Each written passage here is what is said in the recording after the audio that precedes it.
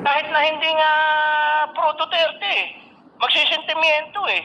Eh bakit isusuko yung former President of the Republic of the Philippines, which is an independent country, a sovereign country, sa isang kangaroo court na ICC, na alam naman natin walang nakukonvict yan na allies ng mga Westerners. Ang nakukonvict lang dyan yung mga kalaban ng Western countries, kangaroo court yan. Eh bakit mo isusuko dyan ang isang Pilipino? No, baka pati yung mga kakampi ng administrasyon magbago na ng isip, eleksyon pa naman ngayon. Ay baka hindi ko na iboboto itong mga kandidato ni Bongbong. Hindi pala nationalistic itong mga ito eh. Hindi pinagtatanggol yung ating sovereignty at independence at sumusuko sa isang kangaroo court of Western countries. Ay dito na lang kami sa mga kandidato ni Duterte boboto. Ay medyo mag-isip-isip sila dahil meron po mga ramifications yan, ano? Talagang mahal na mahal ng mga OFW ang ating former president, no? Sapagkat siya ang gumawa ng Department of Migrant Workers at siya rin ang nagsakatuparan ng ospital para sa mga OFW, bangko para sa mga OFW at marami pang ibang mga ginawa niya, no? At yung OWA, no, pinaganda ni President Duterte yung serbisyo ng OWA. Kaya talagang mahal na mahal siya ng mga OFW. Matatandaan natin nung siya ay tumakbo para presidente ay yan ang kanyang pinuntahan. At ngayon, eleksyon na naman, ay hindi niya nakakalimutan ang mga OFW. Hindi siya nagbabago. Parating number 1 priority niya ang mga OFW, ang mga bagong bayani at ang mga pamilya ng ating mga bagong bayani. Correct, Prof. At nakita naman natin yung reaction din ng mga OFWs. Talaga naman naiyak sila. Hindi nila lubos akalain ang mangyayari na muling bibisitahin sila ng ating former president. Kung saan gaano kalaking tulong din ito para sa OFW. Kasi parang hindi pa nabuhayan ulit sila ng loob, Prof, sa pagdating. Kumbaga pag-asa. Tama po ba, Prof? Yes, alam mo naman tayo mga Pilipino, kailangan natin yung personal touch, no? Yung talagang pinupuntahan ka kahit na malayo ka.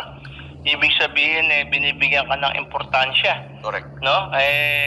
Alam mo naman ng ating mahal na dating Pangulo ay talagang genuine ang kanyang pagmamahal sa ating mga OFW. At alam niya kung gaano kahirap ang buhay ng mga OFW. At nung panahon niya ay hindi siya nagdadalawang isip, no? Pagka merong isang OFW man lang ang inapi, automatic bina-blacklist yung bansa na yon. At hindi na tayo nagpapadala ng mga OFW dun sa bansa na yon hanggat hindi sila nagbabago sa pagtrato sa ating mga OFW. Yes, correct, Prof. At especially, ito yung mga bagay na hinahanap din ng maraming Pilipino sa mga tumatakbong politiko na kinakailangan nilang personal o kumbaga yung grassroots level talaga ay maramdaman din ng mga nasa laylayan. Yung actually hindi na wala naman sila sa laylayan, pero yung isa sa mga bagay na para makita ng mga tao na ang politiko o yung tumatakbo sa mundo ng politika ay mayroong pag-ibig sapagkat hindi naman sila kinakailangan na lagi na lang nasa, kumbaga hindi nila maramdaman yung hirap na kung saan doon eksperto ang ating former president. Yung mga pinagkaiba ng iilan sa ating mga politicians. Ano pong masasabi niyo, Prof, na or gaano ka-importante sa isang tumatakbo na marunong silang makaramdam kung gaano kahirap yung totoong hirap ng isang Pilipino? Well, yan ang pinaka-importante, no? Kasi kailangan natin ng tinatawag na personal touch, kailangan natin ng simpatya, no? lalo na kung mahirap ang ating trabaho. Halimbawa, domestic helper ka sa Hong Kong o sa Saudi Arabia o sa Kuwait, no? Mahirap po 'yan, hindi ho 'yan biro-biro kasi kadalasan hindi lang naman domestic helper ang trabaho niyan. Yan nagtuturo ng English, mathematics, social studies doon sa anak ng kanyang amo, no? So talagang mahirap kasi hindi lamang siya domestic helper na naglilinis ng bahay o nagluluto o naglalaba. May kasama pang pagiging teacher, no? At yan damang 跟住一搽上面，我就深深咁愛上咗 Oreo Paris 嘅防曬。 At yan damang-dama kasi ni President Duterte. Alam mo kasi si President Duterte, may kasabihan kasi tayo na pag ikaw recto boy, ikaw makamasa, no? Yan nag-aaral sa San Beda, no? Sa malapit sa recto, diyan sa Mendiola. Kaya yan makamasa, no? Kasi sa recto, may iba't ibang klaseng tao diyan. Siyempre mga taga San Beda, mayayaman yan, ano?